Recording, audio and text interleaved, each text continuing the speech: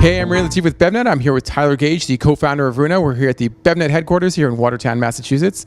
Tyler, thanks so much for joining us. Thanks for having me. So you're here to kind of show off your new label revamp for Runa. Indeed. You guys went through a very long process to kind of do this revamp. Let's talk about how long it was. You were long time. Yeah, it was probably 18 months start to finish. Wow. So you went through 6 design agencies, about 300 different label designs. Yep. Yeah. You know, what was it? I mean, why did it take so long? And what were you looking for in the perfect label, as it were? I think it's a mix of things. I think one was probably a bit of neurotic management from my side, a bit of challenges managing the process early on. Recently, we hired a brand director, Kavita Patel, who was the brand director at Smart Water, who put us over the edge and was immensely helpful at the very end.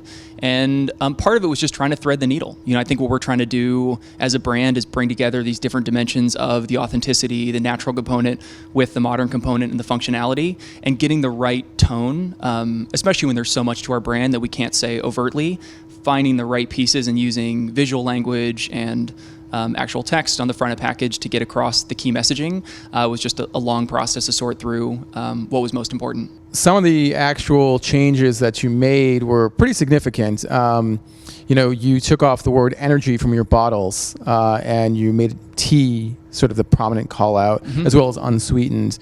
You had also had zero for some of your unsweetened varieties in the past. That's been revamped as well. Why the big shift, or at least the significant shift towards tea and away from energy? Yeah, I think part of it, when we sort of got our feet wet in the industry, we look back on the original package design, which was basically Dan and I as dudes with no beverage experience, just trying to make a package that looked believable as a tea. White background, fruit forward, very nice, but nothing that really got the personality of what we tried to do. The other thing was that we made some very off-the-cuff decisions around keywords like energy or lack of tea and things like zero. So starting with the word energy, we saw that there was some consumer confusion on the bottle tea, because people would look at it and see very fruit-forward designs and say, oh, is it a juice? We'd say, no, it's not a juice. They'd say, oh, energy, oh, it's an energy drink. Not exactly. It's essentially a tea.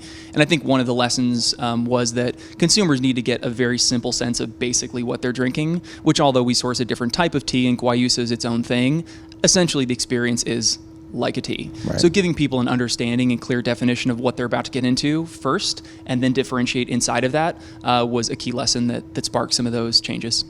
Yeah, and one of the other things about your label that I noticed, and I talked to your design agency a little bit about this, was you have a little bit more of a softer look. Someone might call it a more feminine look. Yeah. Was that the aim? Were you trying to sort of reach more female consumers with the product at this point? Yeah, that's definitely part of it, and a lot of where we're seeing the real gravity and real connection with the brand.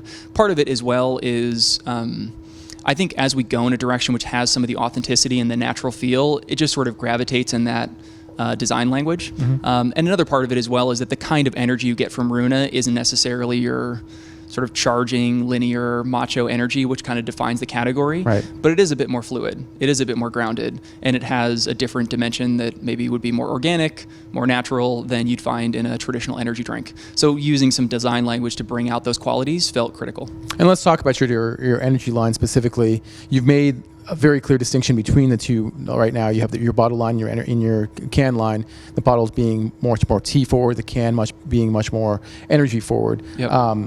What are some of the changes that you made on the cans that you feel like are going to sort of enhance your ability to stand out on the shelf? Yeah. So a lot of the goal with the can was recognizing that particularly on a small can, you really can't say that much. So part of the thought process was, if we can't say that much, let's use the core aspect of discovery, which is inherent to our brand in the first place, to draw people in. So let's make it clean. Let's give it a little bit of an edge, a bit of a personality, but in not trying to say too much, which most energy brands are trying to say a lot and have a lot of sort of overwhelming tone and imagery. Taking in a different approach, we can invite consumers to say, it looks like there's something there that's sleek and clean, and I want to know more. Seeing a big organic seal on the front gives people the communication that it is natural. Of course, our clean energy baseline gives that communication as well. And you told me that your energy line is the fastest growing at this point in your portfolio, and you're getting a lot of traction in natural and in conventional retail channels. Yeah. What are you seeing in terms of consumer demand toward energy right now? And is it really based on clean energy? Is it based on organic energy? What are consumers being drawn to at this point? So a lot of the way that we understand our brand, understand the attraction to it is this concept of simple, natural functionality.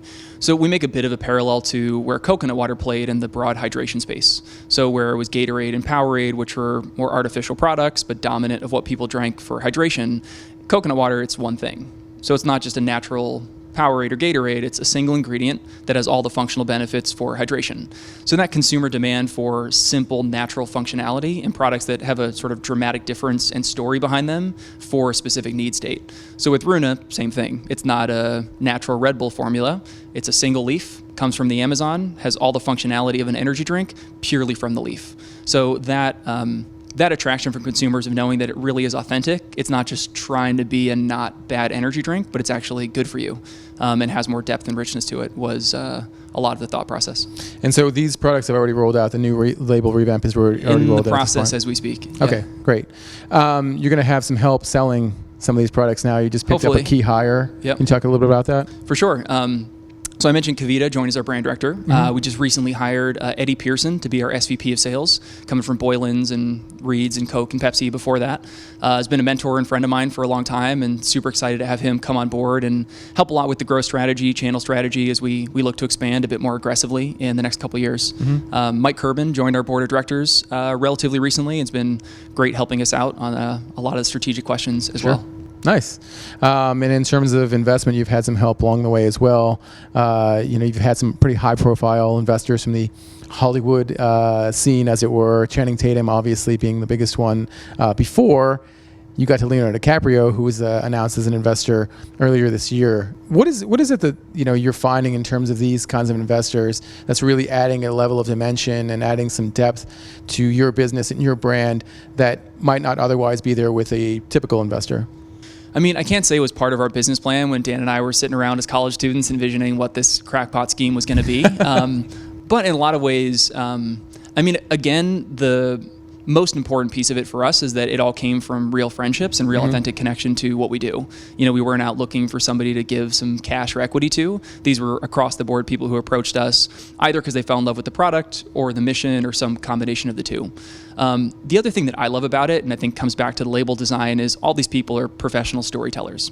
So of course they have big microphones and can help educate people on things they care about, but just the way they think is creatively. They want to produce engaging content. They want to bring people into stories that have real meaning and depth. And that's pretty much the foundation of what we do on a day-to-day basis. So getting their minds and their hearts not only appreciative of what we do, but finding interesting and creative ways to do that, sort of outside of either your traditional beverage framework or your very reverent fair trade farmer messaging, but trying to find a new language and a new tone, which is very Runa and brings together the different forces that we try and combine. And one of those investors is a new one as well, Olivia Wilde, the actress, who you had told me was not only an investor, but she helped design and formulate one of your beverages, the honeysuckle. Yeah, so when she came on board, she wanted to collaborate a little bit more, and we're pushing more with the unsweetened products. That's really what's picking up in our portfolio.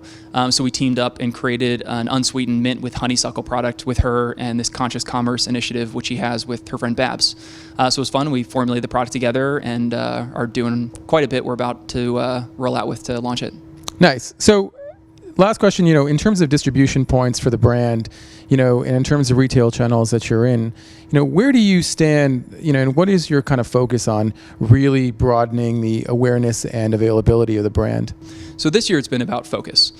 We've opened very few new doors and really gone much deeper with our key retailers, people like Whole Foods and Safeway, so that we can build that key success story. Same SKU, same store sales growth is obviously what really matters. So we've been pretty diligent this year to get that backbone and continue to focus on that.